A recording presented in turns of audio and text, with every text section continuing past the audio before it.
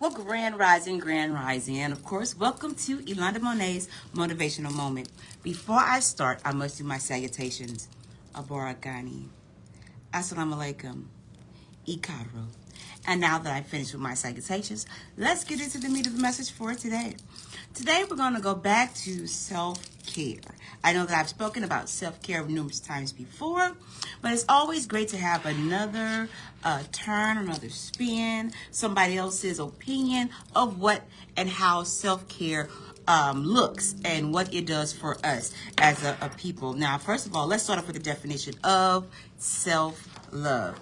It is a practice of appreciating and accepting yourself, treating yourself with kindness and recognizing your own worthiness. It is not about being selfish or narcissistic, but rather about building a healthy relationship with yourself. Here are some steps you can take to cultivate self-love. Number 1, practice self-awareness. Identify your feelings. Pay attention to your emotions without judgment. Understanding that triggers or what triggers them and what makes you feel good or bad. Know your value. Determine what is truly important to you in your life. Align your actions with your values, which can boost your self-esteem. Recognizing your strengths and weaknesses. Acknowledge both the positive and the negative attributes and areas where you can improve. Accept them as a part of who you are. Challenge negative self-talk. Become aware of the critical voice in your head and question its validity. Replace negative thoughts with positive affirmations. The next one is practice self-care. Prioritize your physical health. Get to walking. Getting enough sleep, eating nutritious foods, exercising regularly, and staying hydrated. Taking care of your body is an act of self-love. Engage in activities you enjoy. Make time for hobbies, passions, and things that bring you joy and relaxation. Set boundaries. Learn to say no to things that drain your energy or make you feel uncomfortable. Protecting your time and energy is crucial to self-love. Creating a relaxing environment. Design a personal space where you can feel comfortable and at peace. And the next one is to practice mindfulness and meditation.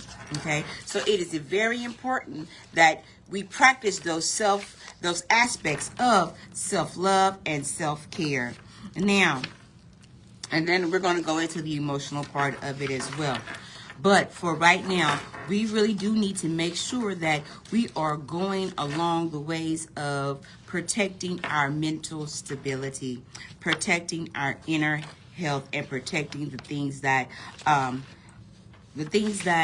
we enjoy ourselves. Now, to practice self-care means to intentionally engage in activities that support your overall well-being, encompassing your physical, mental, emotional, and sometimes spiritual health.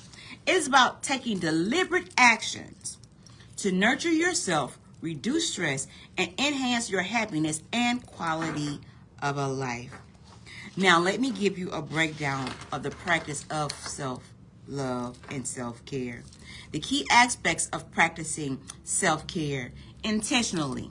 Be intentional on what you are doing.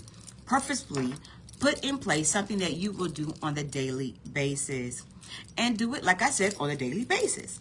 And then take a holistic approach. What are the things that I'm doing that's going to help me get to the next level in life? Then personalize it. This is me.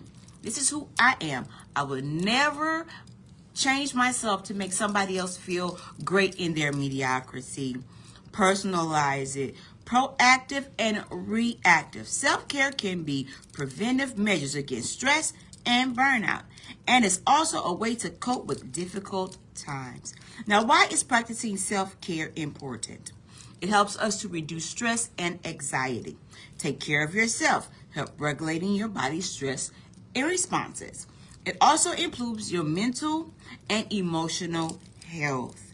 It fosters positive emotions, self-compassion, and resilience. It enhances physical health. Activities like exercising, healthy eating, and significant sleep contributes to a good physical well-being. Increase self-awareness. Pay attention to your needs to help you understand yourself better. Boost productivity and focus. Feeling rested and cared for can improve concentration and effectiveness. Strength relationships. When you are in a good place, you can give more to others. It helps to prevent burnout, regular natural burnout. It will help you to make sure that you are on the right path and increase happiness and life satisfaction. Now, how can you do self-care after a trauma?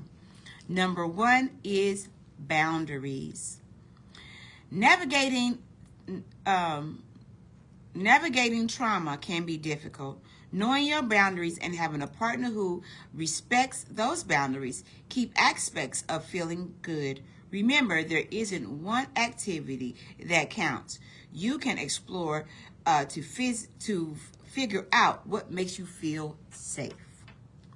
Do you feel safe in your relationship? Do you feel complete in your relationship? Do you feel like it's a one-sided relationship? Whatever ship that you are in, you have to make sure that you know which part you are on. Now, today we talked about self-awareness and self-care. On tomorrow, we're going to talk about practice self-compassion and building healthy relationships. It is very important that we practice self-compassion. It's not so much what people say to you, it's what you say to yourself. How many times have you looked in the mirror and said, oh, you're not going to make it today? This is not going to work. It didn't work for my mama, so it's not going to work for me.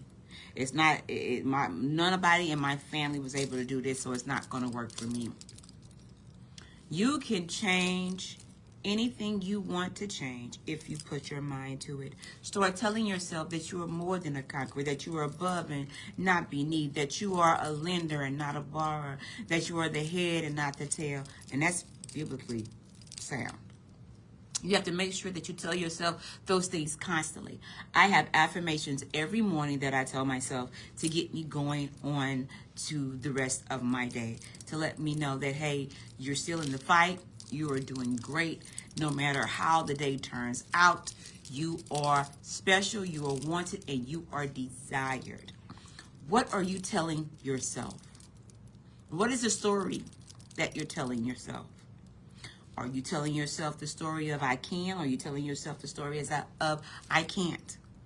Both of them are true. Whether you know it or not, both are true. Why? Because the mind has to make sure that your mouth is not lying. So whatever comes out of your mouth will manifest in the present. Meaning speaking life to anything that you do. Even if it's supposed to fail forward. Learn something from the lesson. Understand that whatever you are going through, you are meant to go through, and it's just for you. Just for you. So with that being said, guys, I have got to go. Remember, you can always go to my YouTube page, Yolanda Monet Hatter. Like, click, and share. Like, click, and share. Go out and support your girl. So with that being said, guys, I have got to go. I love you, but God loves you more. And always remember, I will see you at the top because the bottom is way too crowded. Peace.